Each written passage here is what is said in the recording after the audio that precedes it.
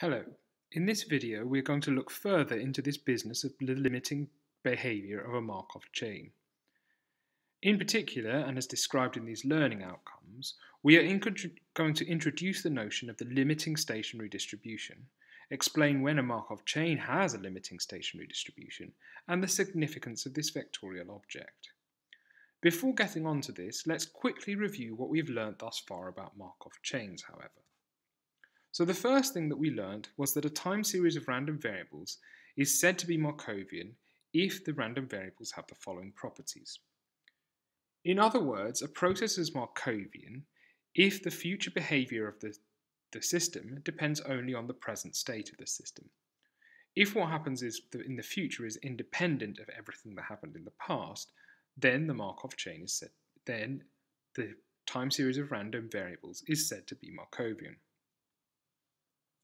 After having learnt about the Markov property, we then learnt how to draw transition graphs and transition matrices. To review these ideas, pause the video and quickly draw the transition graph for the Markov chain with this transition matrix. Now tell me which states in this chain are transient and which are recurrent.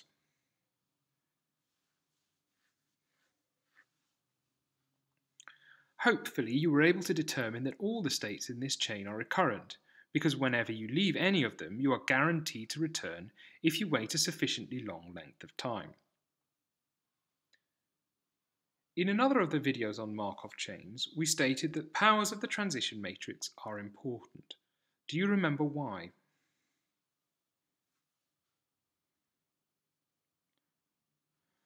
Powers of the transition matrix are important because of the Chapman-Kolmogorov relationship, which tells us that we can calculate the n-step transition probability matrix by taking the nth power of the one-step transition probability matrix that is written here.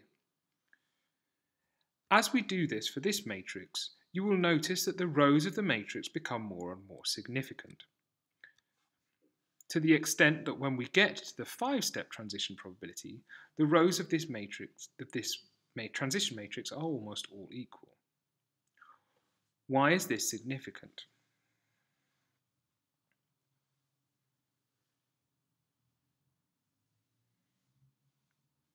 This is significant because it is telling us that if we wait a sufficient amount of time, the probabilities of being in the various states settle down to constant values. This property of some Markov chains, the fact that over long periods of time the probabilities settle down to constant values, is so important that it is given a name. We state that a Markov chain that does this is ergodic. In fact, that we state that a Markov chain is ergodic if it has a limiting stationary distribution and if none of the elements of this distribution are zero. I want you to now read this definition and to think about whether or not an ergodic Markov chain can have transient states. Pause the video for a moment and take some time to think about your answer.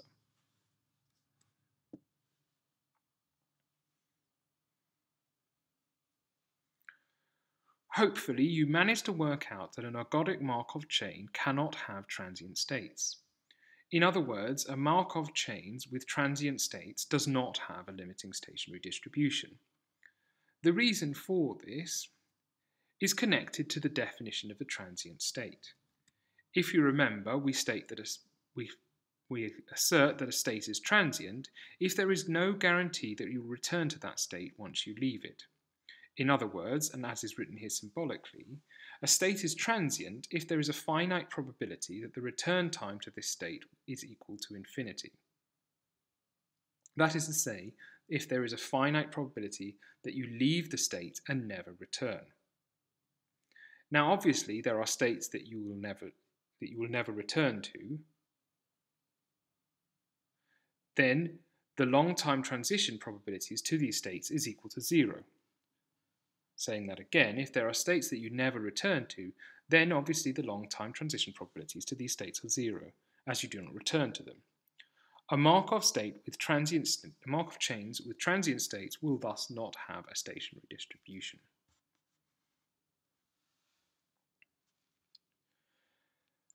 Viewing this all another way, when a Markov chain with all recurrent states has a limiting stationary distribution, it is because of something called the ergodic theorem.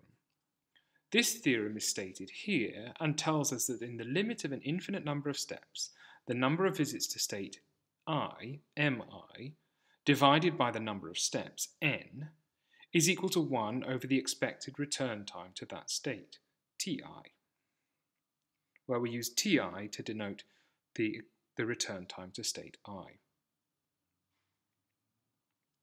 Now we know that ti is random because there are many ways we can move around the states, setting out from state 1 and state I and eventually returning to this. In previous videos I stated that the return time was thus a random variable, ti. I was perhaps a bit lazy in this characterization, however. As we have learnt in other videos, a random variable must have an associated cumulative probability distribution function, and this function must tend to 1 in the limit as the argument of the function tends to plus infinity. As we have already seen, however, for transient states there is a finite probability that the return time will equal infinity.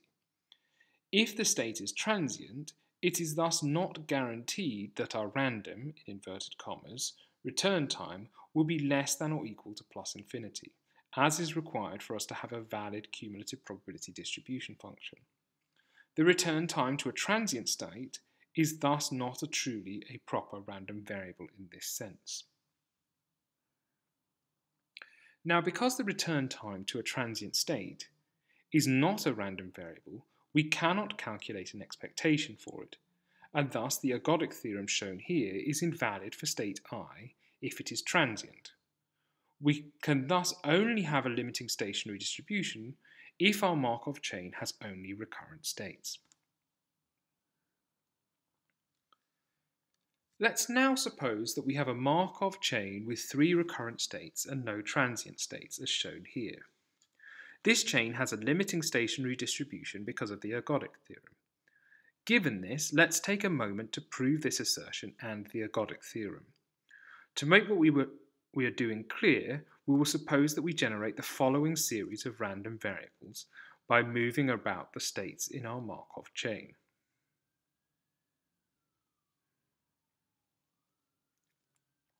We will proceed by considering the situation once 7 moves have been made, and will thus set n equal to 7.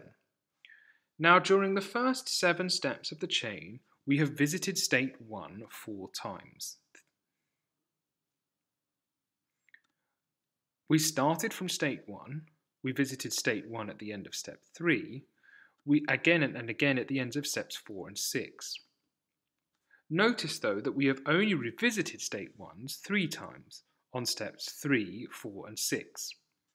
Now remember that we can write the number of steps between 2 visits to a particular state as a random variable, t1, the return time to state 1. For this example, we can thus write the number of steps that we took in getting from state 1 in step 1 to state 1 in step 7 as the sum of 3 random variables.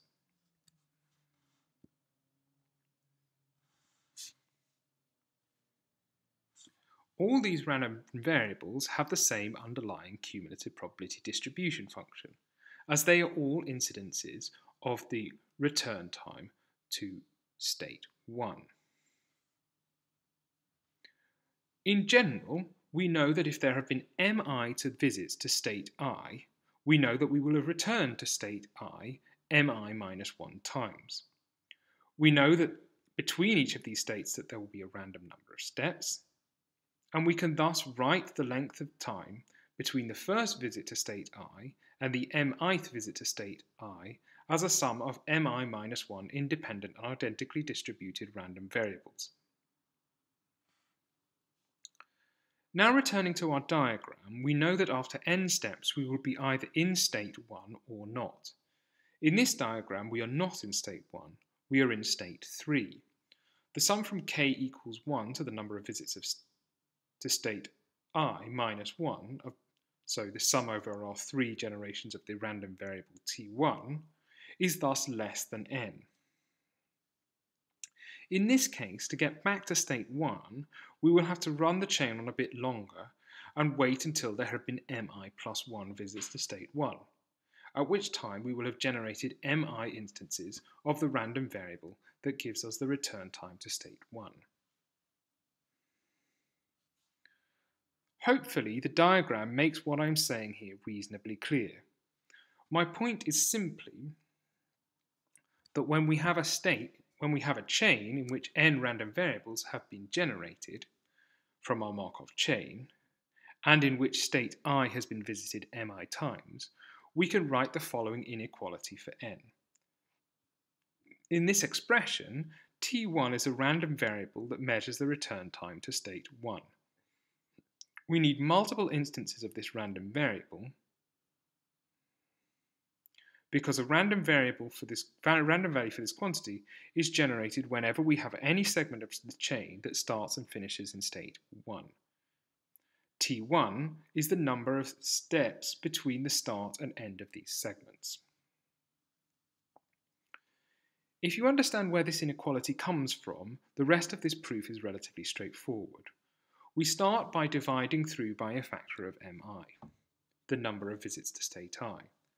We then take the limit of this equation as n tends to plus infinity. In any infinite length Markov chain, we will have an infinite visits to state I.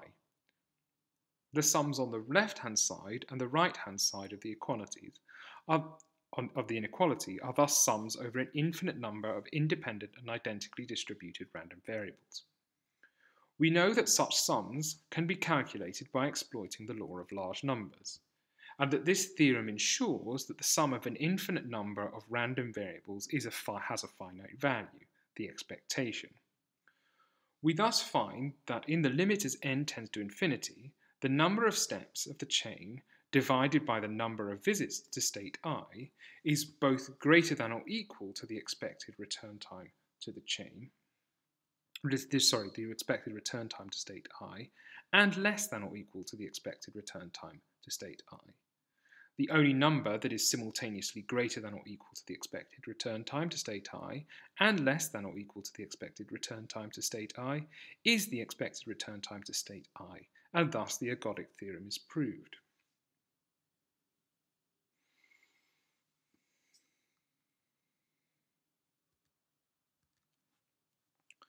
To recap then, a Markov chain is ergodic if it has a limiting stationary distribution and if none of the elements of this distribution are zero. Furthermore, this ergodicity comes about because of the ergodic theorem we have just proved. This theorem connects the number of visits to state I divided by the number of states in the chain in the infinite limit to, this is the fraction of time spent in state I if you wish, with 1 over the expected return time to state I.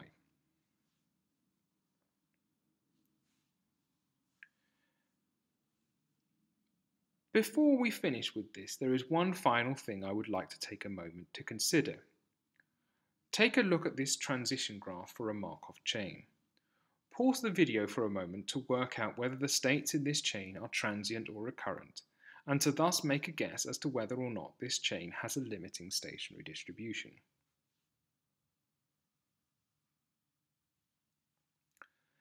The answer is that all the states in this chain are indeed recurrent. However, in spite of this fact, the chain has no limiting stationary distribution. We can prove this by remembering our definition of an ergodic Markov chain, which required there to be a limiting stationary distribution. Thus far, we have found these limiting stationary distributions by exploiting the Chapman-Kolmogorov relationship and taking powers of the one-step transition matrix. This has given us the two-step transition matrix, the three-step transition matrix, and so on. We found that when the powers were sufficiently large, all the rows in our transition matrix were identical, and hence that after a sufficiently long burn-in, the chain forgets about the states it was in the past, and the probability of being in each of the states settles down to a constant value. What we see when we write out the transition matrix for this Markov chain and take powers, however, is markedly different. As is clear from the powers of this transition matrix that I'm showing here, Even for n values that are considerable, the rows of the Markov matrix differ substantially. The system thus most certainly does not settle down to a limiting stationary distribution.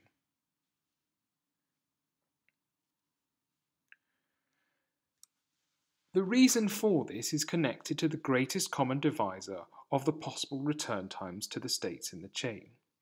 We call this quantity the period, and for the chain shown here, the period of all the states is equal to 4, as any pair of visits to one of the states can be separated by 4, 8, or 16 steps.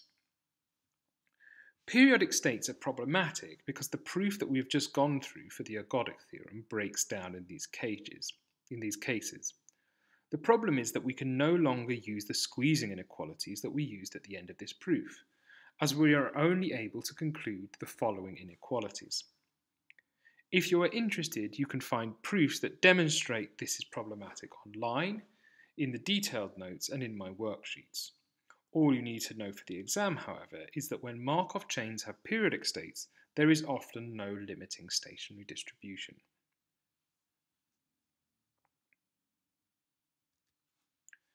To conclude then, you should now be able to complete the following learning outcomes.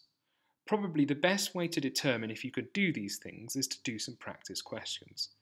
Many of the proofs that were presented in this video are not required for the exam, and thus if you are not fully able to reproduce all the details in this video, it is not that important. Thank you.